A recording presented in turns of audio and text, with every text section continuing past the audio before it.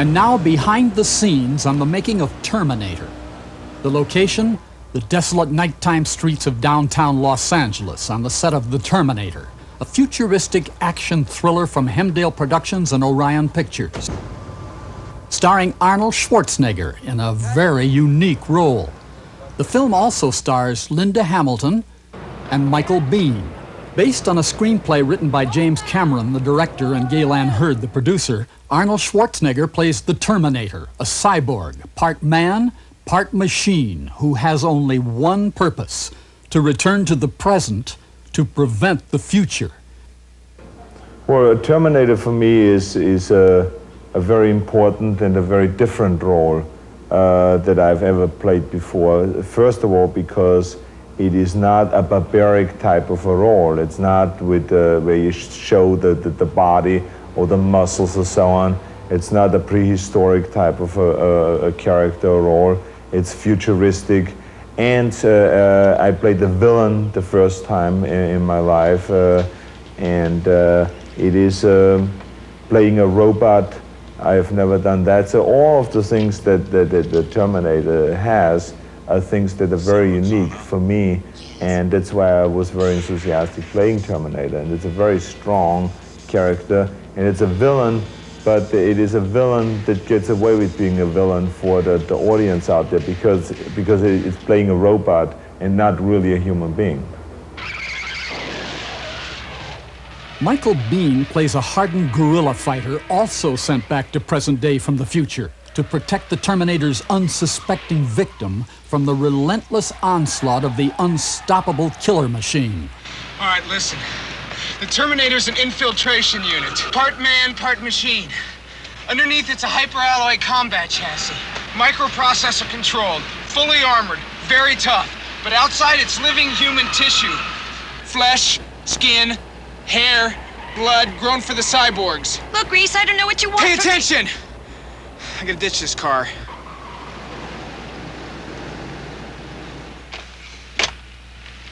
The 600 series had rubber skin. We spotted them easy. But these are new. They look human. Sweat, bad breath, everything. Very hard to spot. I had to wait till he moved on you before I could zero him. Look, I am not stupid, you know. They cannot make things like that yet. Not yet. Not for about 40 years. It's a science fiction action thriller set in the present day, but it has a lot of futuristic overtones, and it involves time travel in the sense that the good guy and the bad guy are both trying to change history. The pivot of all this action is a girl who has no concept when the film begins of what her life will mean in the future. She's a waitress, she's going to college, she's trying to make ends meet, she has a lot of very common problems.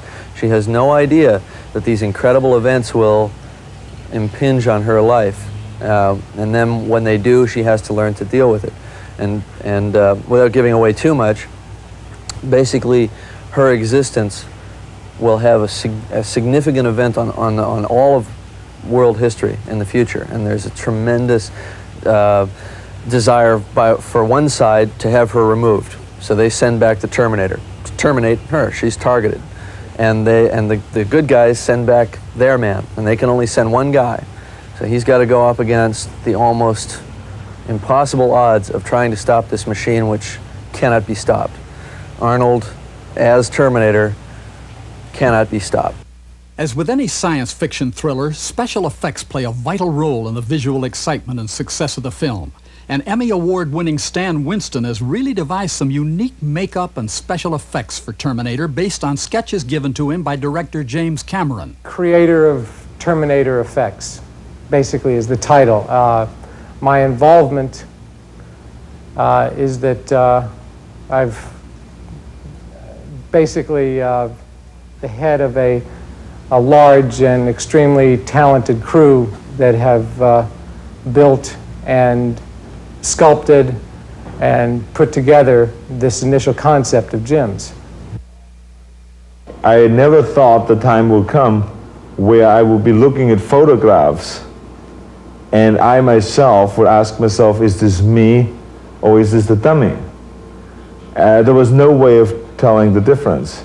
And it was really weird. And only out of 10 times when I was asked the question, I must have been wrong 6 or 7 times. So this is how close this was, or exactly a resemblance of my face and of my head. So it was really amazing, even in a film. Meet the other star of the Terminator, a 200-pound electronically controlled robot created in the mind of director James Cameron. Built and designed by Stan Winston, the robot stands 6 feet 2 inches tall and has over 1,000 chrome-plated moving parts that were handcrafted by Stan and his staff. Building this mechanical marvel took almost a year from the original idea and initial drawings. Stan and his crew prepare for a scene where the cyborg has been injured in a fiery explosion. Now, this will be the first time the Terminator robot will be tested and filmed in a scene, so everything must work as it was designed to. A final test of all the moving parts are gone over. Stan and his crew must simulate for the cameras that the robot is walking with a limp.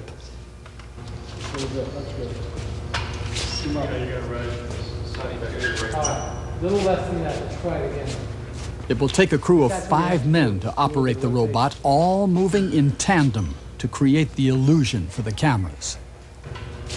Working with the robot was a real experience, and it was very fascinating, and I just must applaud everything that they did. You know, they worked as hard as I did. It was also very strange because you have lots of people operating a puppet, and the director, I mean, it's not a real reality per se that you can just look at and respond to. You have to create it for yourself and then respond to it.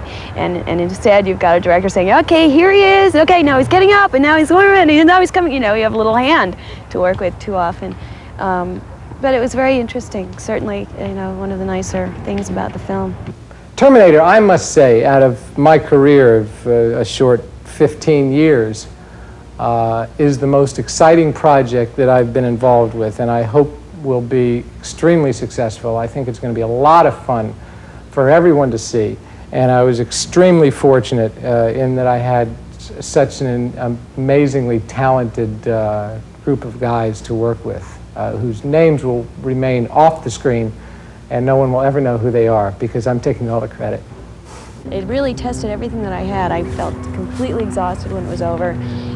There was also a level of belief that was a little bit scary because we were working nights, 10 weeks at least of all-night shooting and coming home at dawn and trying to sleep, and it just wears down your spirit. So that by the end of it, you know, I just was so sort of caught up in really believing it and just undone by it.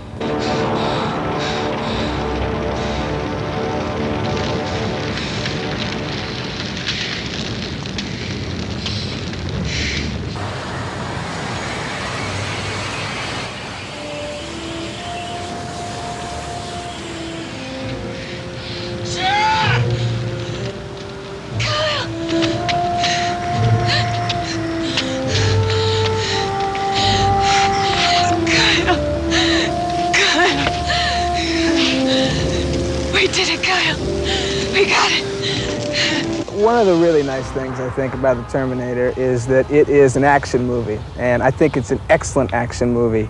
And I think James Cameron is really good, very talented young director. I think he's going to be a big star. I think he's very talented, and I think he really writes action well and directs it well. And so it's a good action picture, and so I think people should see it, and a lot of people will see it just for the action alone. But on top of that, Linda and I's relationship in the movie gives us a chance to stretch a little bit and work as actors, not just running away from a robot. It's not what the movie's about, running away from a robot. It is, but at the same time, there's a good story, an excellent story here, you know, the Terminator, and it gives us a chance to play a lot of very good scenes as actors.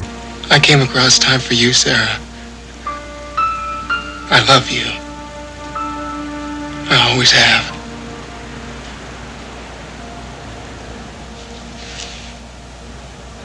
I think Michael has a very promising future. He did a phenomenal job with the character. It's a very complex character because at the beginning we look at him as a villain because he's going through the same movements and the same pattern of action as the Terminator. But then he has to change and become the hero, and then beyond the hero, he has to become the romantic lead, if you will. So there's a transmigration of the character that happens. Michael did a phenomenal job with that. Really understood the character. He brought a lot of intensity to it. I think that the chemistry between the two of them is absolutely perfect. Run you up from further back. Let's start you back a little more by the burners. Linda, you too, so that Michael can switch over to this position. Okay. Okay? Ooh, Okay, so ankle's it's okay going, then huh? if I just come in? No, the backs of my legs hurt. No, That's no. all right. Oh, that's good. That's because they haven't had enough It's okay exercise. then, we don't have to match this, so I can come in Right, like this? exactly, right. And then Linda, just toss that pipe just down in here, okay? On the ground. Okay, let's see it again. Do it a little faster too. Terminator's coming. And action. Action!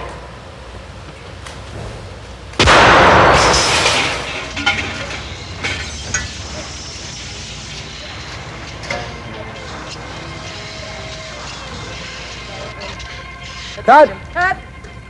Don't go away. When we return, we'll show you what goes into the filming of just one high-action stunt scene of a motion picture. When the making of Terminator returns right after this. And action! Rarely do viewers ever get the opportunity to witness the painstaking preparation and special effects production that goes into just one action scene of a motion picture. We're about to show you, in capsulized form, the production efforts of over 50 crew members during 2 nights of shooting for a scene that will last approximately 90 seconds in the finished film.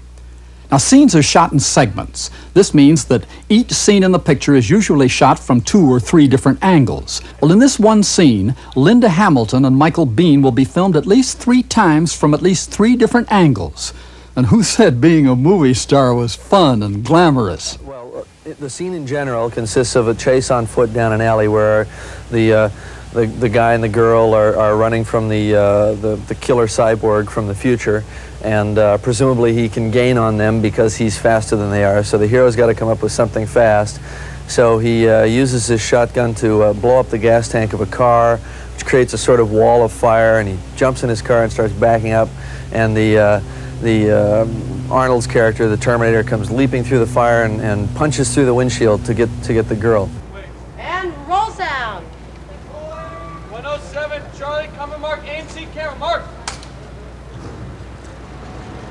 Here we go, and action! Get in, Ken! Cut!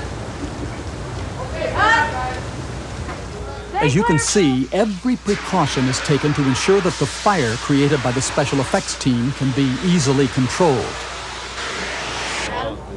Almost every major motion picture today which incorporates hazardous stunts uses stuntmen to double for the star. Well, here, stuntman Frank Orsatti doubles for Arnold in a fiery leap to the hood of the moving car.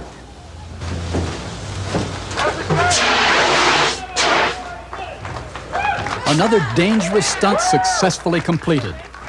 On this movie, I was not about to do 100% of my stunts. The stunts were very, very dangerous on this film, and this is why I was not attempting to try to do it like in Conan, you know, where I do my own stunts. However, when the camera needs a close-up of the leading actor, a double cannot be used. Arnold must actually hang on to the hood of the car as it races backward. And to create the illusion that the Terminator is partially on fire, the special effects team sprays 2 interacting chemicals over Arnold's body to create the smoke effect. Then, at the last minute, a rubber cement-type material is brushed onto his clothing and placed on fire. And the cameras begin to roll.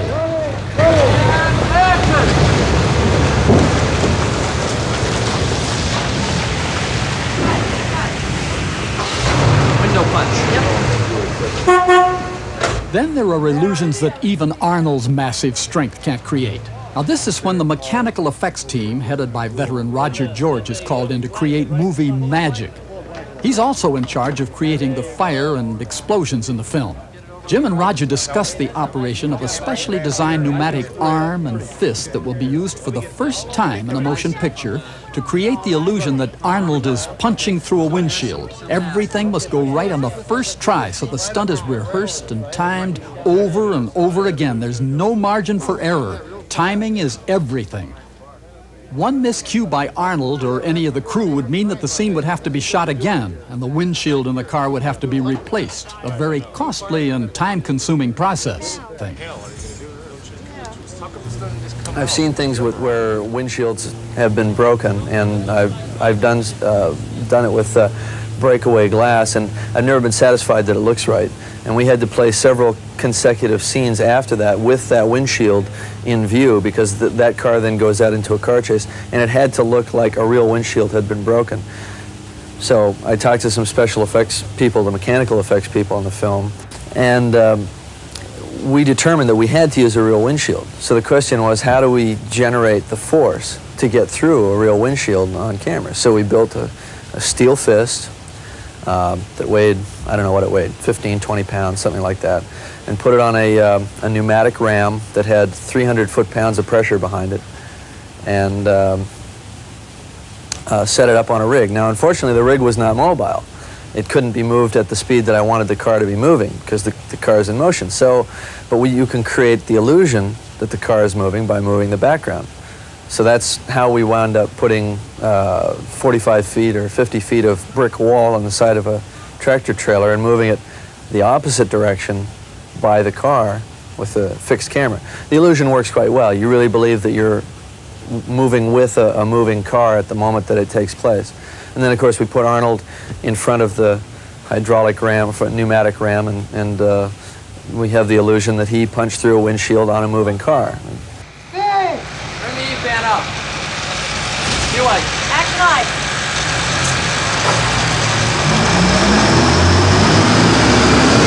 Here we go.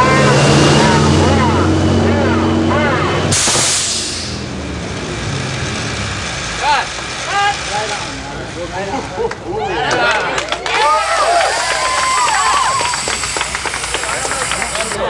Nice work, effects. Boy, that team effort really paid off. The next segment of this action scene is carefully discussed between stunt coordinator Ken Fritz, the director, and Arnold's stunt double Frank Orsatti. It's the continuation of the alley scene, where the Terminator is clinging to the moving car as it races into the streets and crashes into a parked car. Once again, Arnold is brought in for a close-up shot from the sidewalk after being thrown over the cars.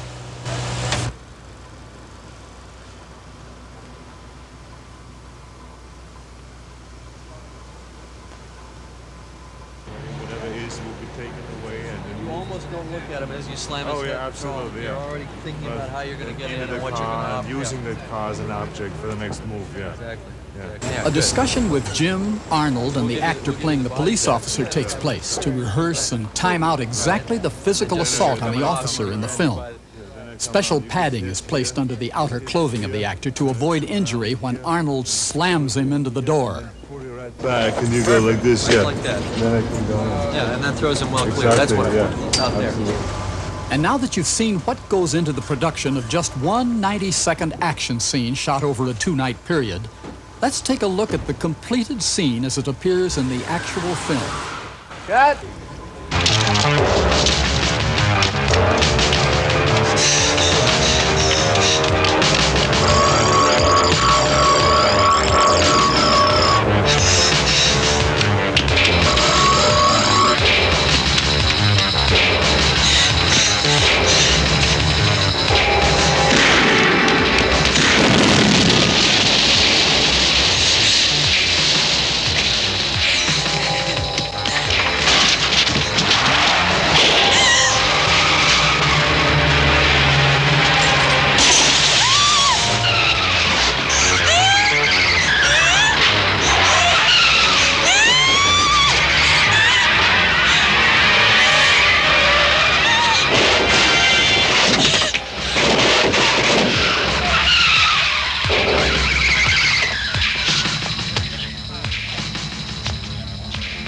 This is 1L19. I got a hit-and-run felony. Suspect vehicle, late model gray Ford headed westbound on 7.